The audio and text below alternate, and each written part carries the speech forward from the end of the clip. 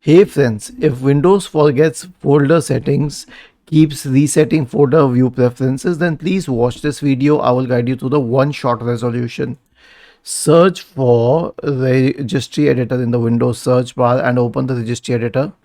Navigate to the key H key, current user, software, classes, local settings, software, Microsoft Windows Shell. Okay.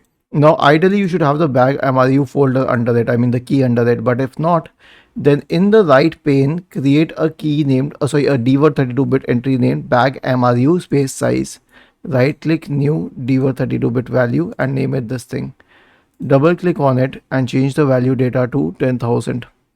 Click on OK and then close it and restart your computer. Was this helpful?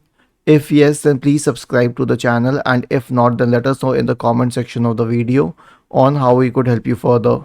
Thank you for watching this video and have a nice day.